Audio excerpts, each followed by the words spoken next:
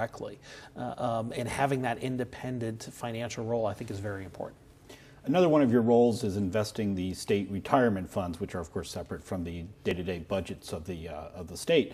And this year, the legislature defunded Science Foundation Arizona, which is a nonprofit organization that's supposed to help invest in scientific programs around the state. And one of the proposals that came up during the session from Frank Antinori, a representative in the House, was that the state retirement system invest in these programs rather than using state general fund dollars. Is that a good idea?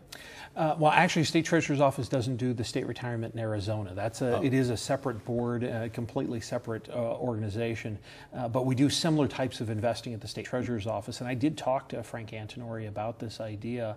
And I think it's intriguing. You've got to work out the details. Again, the number one job I have is to manage and invest for my constituents, for my trustees, for my customers. Same thing with the retirement systems. Their customers, they have fiduciary responsibility to the retirees, so they need to make sure that anything they get into makes sense from a fiduciary responsibility. You don't want to just say, this is a big pile of cash, we want to use this for something else. But if you can work that out, if you can come up with a way, hey, this makes good sense to reinvest in Arizona, and there's an appreciable rate of return that we expect to get, it can make sense. And so it's one of those things that's intriguing. I like the idea. I think it deserves something to be looked at. Whether or not it actually will meet the fiduciary needs of the retirement systems, I don't know, because I don't control them.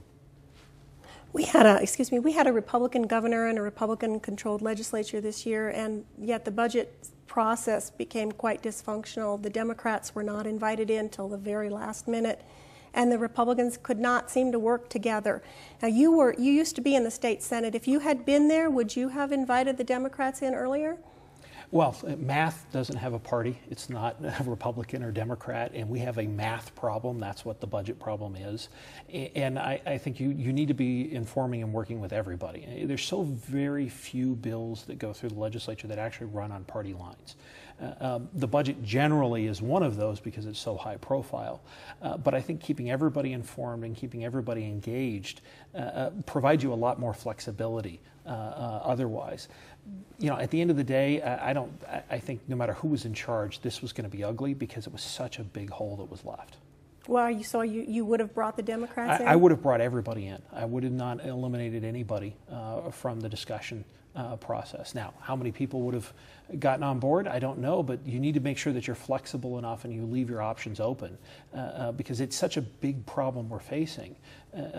You're going to need a lot of input from a lot of different folks. And remember, just because they were elected from a different party doesn't mean everybody was elected to the office. There's 90 legislators. It's a lot easier to come up with 16 and 31 out of 90 than it is out of a much smaller number.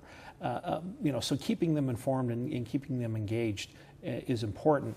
How it will actually turn out, that's politics. You can't get politics out of the legislative process. Let's talk politics. You are considering a run for governor, but of course, under Arizona's Resign to Run law, you can't officially declare that you are a candidate. But if you are considering the run, what are the issues that you see would be very important in the 2010 race? Well, the number one issue is going to be, how do we get out of this mess? How do we grow Arizona going forward? I mean, we're financially as bad off as California. And unfortunately, Time, News,